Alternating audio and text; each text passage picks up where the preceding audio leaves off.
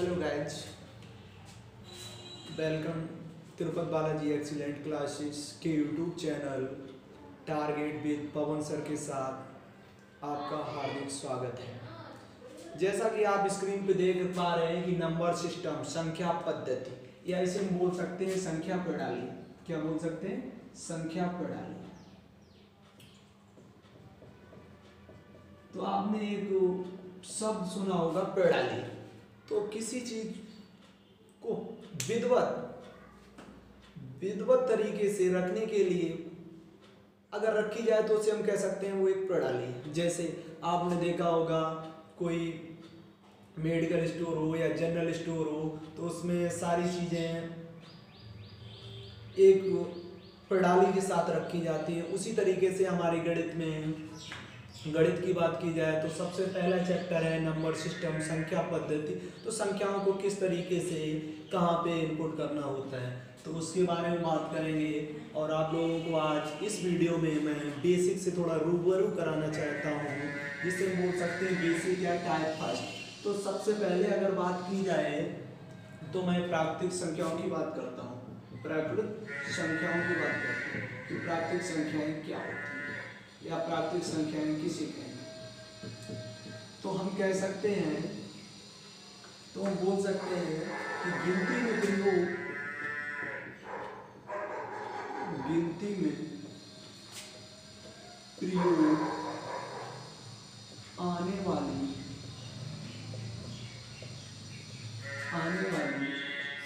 सभी संख्याएं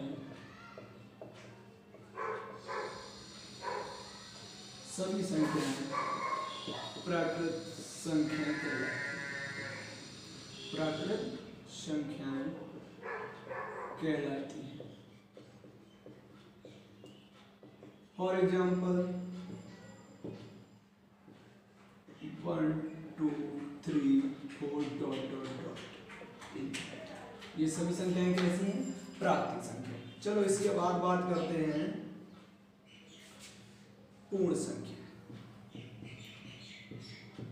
पूर्ण संख्या तो देखो, पूर्ण संख्याएं की बात करें, अगर प्राकृतिक संख्याओं के समूह में हम 0 को जोड़ दें, शून्य को जोड़ दें तो वो पूर्ण संख्याएं कहलाती हैं। यदि प्राकृत संख्याओं के समूह में हम शून्य को सम्मिलित कर लें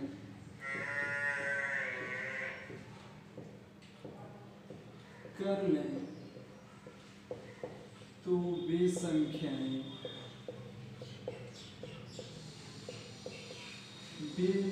सभी संख्याएं पूर्ण संख्या कहलाती हैं। पूर्ण संख्या कहलाती हैं। फॉर एग्जाम्पल हम कह सकते हैं 0, 1 2 3 ... क्लियर? अगर देखो आपसे क्वेश्चन पूछ दिया जाए, थोड़ा नोट लगा के इम्पोर्टेंट लिख दीजिए कि सबसे छोटी पूर्ण संख्या कौन सी है। तो आप बताएंगे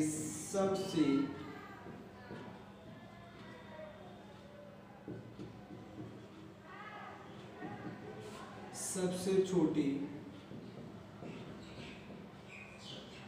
पूर्ण संख्या शून्य।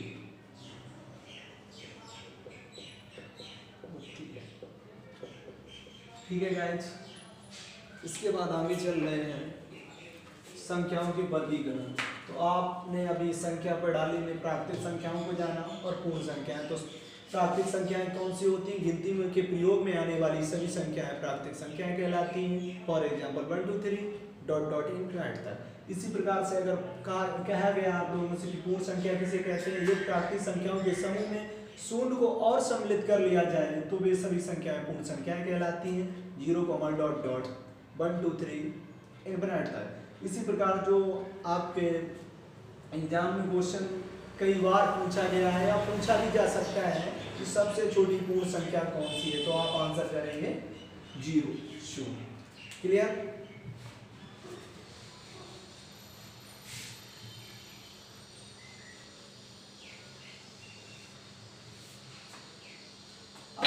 गाइस बात करते हैं संख्याओं की वर्गीकरण।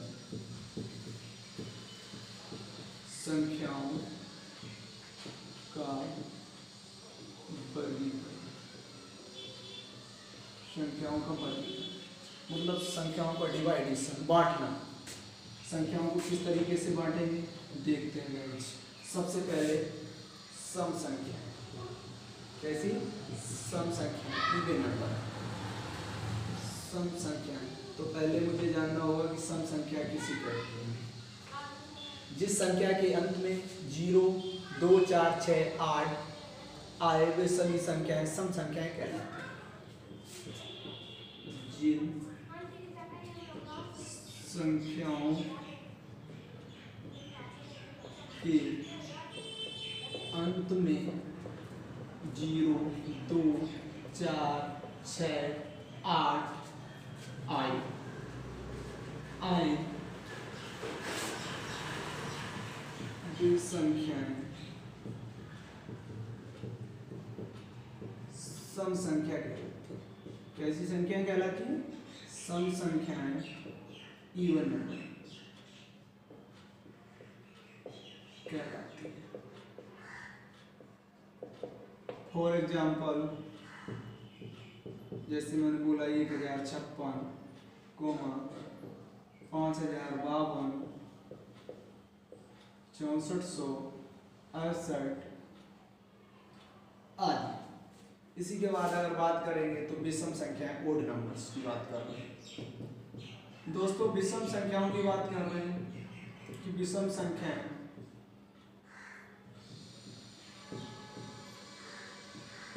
क्या किसे कहते हैं? तो हम बोलेंगे जिन संख्याओं के अंत में 1, 3, 5, 7, 9 आए विषम संख्याएं कहलाती हैं। जिन संख्याओं के अंत में 1, 3, 5, 7, 9 आए विषम संख्याएं, विषम संख्याएं कहलाती हैं। फॉर एग्जाम्पल 121, 5033, 1025 आदि। तो देखते हैं गाइज कि सम संख्याएं वे संख्याएं जिनका इकाई अंक 0, 2, 4, 6, 8 हो सम संख्याएं कहलाती हैं। फॉर एग्जाम्पल अगर विषम संख्याएं बोले तो हम कह सकते हैं जिन संख्याओं के अंत में या इकाई का अंक, जिन संख्याओं के इकाई का अंक 1, 3, 5, 7 हो वो सभी संख्याएं कैसी कहलाती हैं? विषम संख्याएं। चलो नेक्स्ट देख रहे हैं गाइस, आवाज संख्या।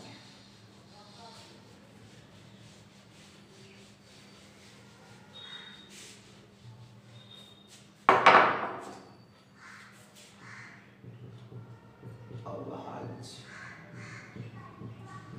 संख्या देखिए गाइस, आवाज संख्या किसे कहते हैं?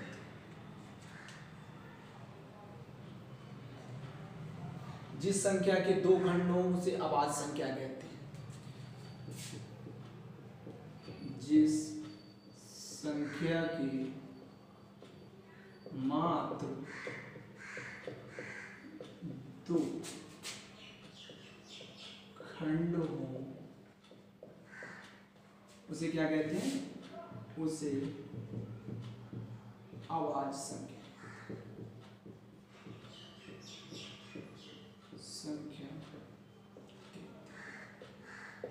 जैसे जैसे कि बोल दिया आपसे 7, तो 7 के अगर हम खंड करेंगे या गुणन खंड करेंगे तो 1 होगा और 7। उसी प्रकार से अगर हम बोल दें 11 तो इसका गुणनखंड 1 होगा 11 होगा, या मैं बोल दूँ 23 तो इसका भी फैक्टर क्या होगा 1 होगा और 23। तो वे संख्याएं जिन्हें सिर्फ 2 भागों में तोड़ा जा सके, जिसके गुणन 2 ही सिर्फ और सिर्फ 2 ही गुणनखंड हो, उन्हें अभाज्य संख्या कहते हैं। और हाँ, सबसे जो इम्पोर्टेंट क्वेश्चन आपके एग्जाम की दृष्टि से पूछा जाने वाला है कि सबसे छोटी अभाज्य संख्या कौन सी है। तो सबसे छोटी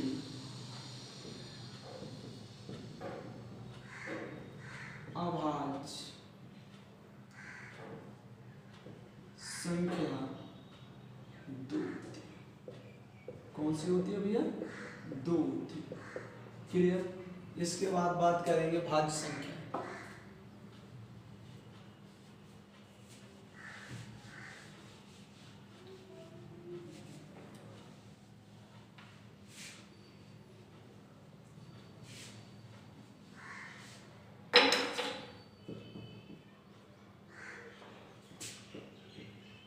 जिन संख्याओं के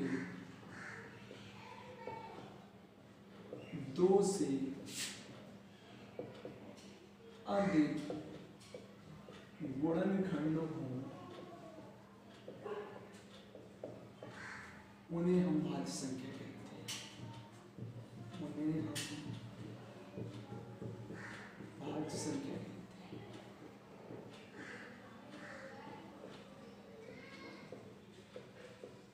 हैं।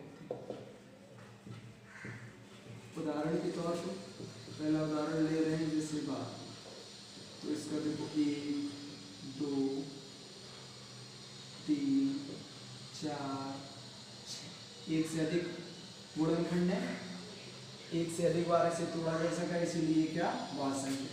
ऐसे ही अगर हम ले लेते हैं 15, दूसरा एग्जाम्पल 15, 1 3 5 और इसका फैक्टर 15 भी होगा, इसका सॉरी एक फैक्टर 12 भी होगा। समझ रहे हो। तो भाज्य संख्या किसे कहते हैं, जिनके 2 से अधिक खंड हो जाए उन्हें हम क्या बोलेंगे भाज्य संख्या। क्लियर। नेक्स्ट देखते हैं सहअभाज्य संख्या।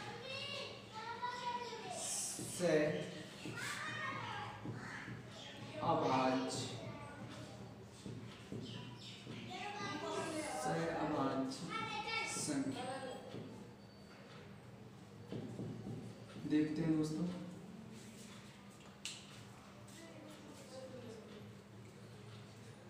दो या 2 से अधिक ऐसी संख्याएं जिसमें सिर्फ और सिर्फ एक उभयनिष्ठ गुणनखंड हो उसे हम सहअभाज्य संख्याएं कहते हैं। 2 या 2 से अधिक संख्याएं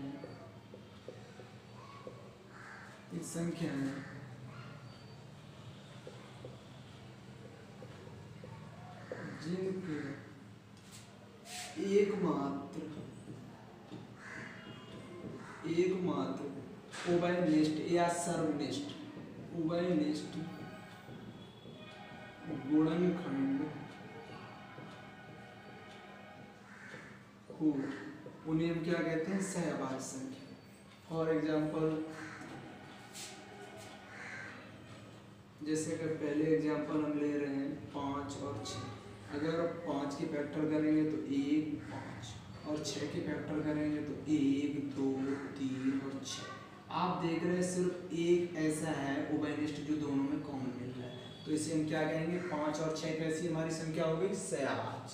इसी प्रकार से हम ले लेते हैं 5 8, अगर 5 की फैक्टर करेंगे तो 1 5 और 8 के फैक्टर करेंगे तो 1 भी होगा 2 भी होगा 4 भी होगा और 8। लेकिन जो उभयनिष्ठ कॉमन है मात्र 1 मिल रहा है, 1 आपका कॉमन फैक्टर है, इसीलिए इन दोनों संख्याओं को हम बोलेंगे सहअभाज्य संख्या।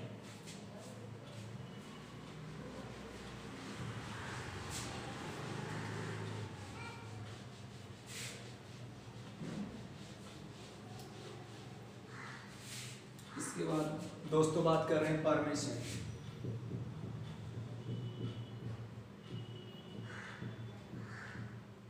परिमित संख्या किसे।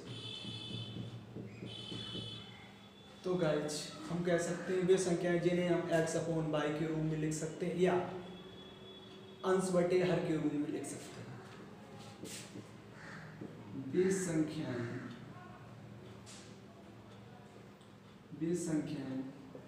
जिन्हें हम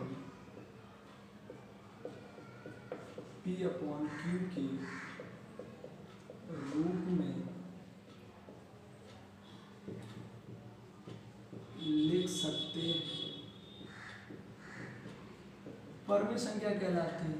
लेकिन एक कंडीशन होती है कि जो q है q is not equal to 0। For example के तौर पे हम कह सकते हैं 5/6 8/9 आदि। जो क्वेश्चन आपका बनता है एग्जाम पॉइंट ऑफ व्यू से पूछा गया है, जैसे इम्पोर्टेंट पाई एक परिमेय संख्या है या नहीं, परिमेय है या अपरिमेय। तो आप बोलोगे पाई एक अपरिमेय संख्या है। कैसी संख्या है? अपरिमेय संख्या। बट अगर यहीं पर हम पाई की वैल्यू 22/7 रख दें तो ये 22/7 एक परिमेय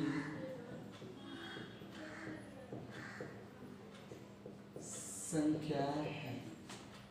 सो गाइस आज मैंने आप लोगों को संख्या पद्धति नंबर सिस्टम में संख्याओं के वर्गीकरण से सम संख्याएं, विषम संख्याएं, अभाज्य, भाज्य, सहअभाज्य पर, इसके बाद परिमेय संख्याओं से रूबरू करवाया।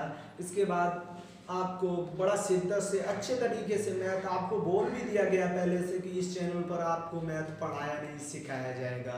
तो आप लोग अच्छे से पढ़ते रहिए, नोट्स बनाइए और देखो अगर अच्छा लगे या बुरा लगे तो कमेंट्स ज़रूर करिएगा, क्योंकि कमेंट्स से मेरे को ये पता चलेगा, मुझे थोड़ा मोटिवेट या डिमोटिवेट होना है। मुझे लगेगा कि अगर मैं कुछ ठीक से आप लोगों को दे पा रहा हूँ तो नेक्स्ट वीडियो प्रोवाइड करवाऊँगा।